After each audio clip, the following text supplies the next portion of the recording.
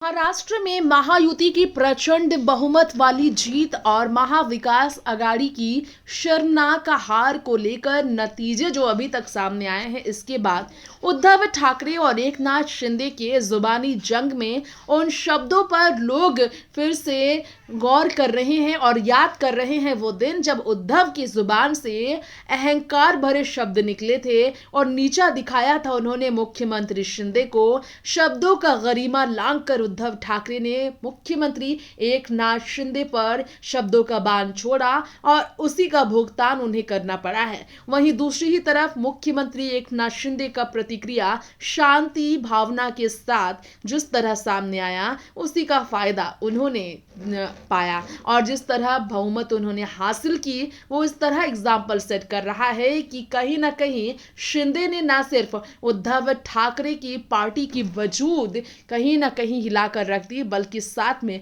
बाला साहब ठाकरे के प्रशंसकों और समर्थकों को पूरी तरह से बीजेपी, महायुति और शिवसेना जो अपनी है शिंदे की उस तरफ खींच लिया है। चलिए याद दिलाते हैं आपको वो शब्द उद्धव ठाकरे ने जो कहा शिंदे के लिए, जिसका उन्हें करना पड़ा हार कर भरपाई। उद्धव ने कहा था, मैं उन्हें गद्दार कहता हूं, वो सब गद्दार ही है। ये मंत्री पद कुछ दिनों के लिए ही है, लेकिन गद्दार होने का ठप्पा जीवन भर लगा रहेगा।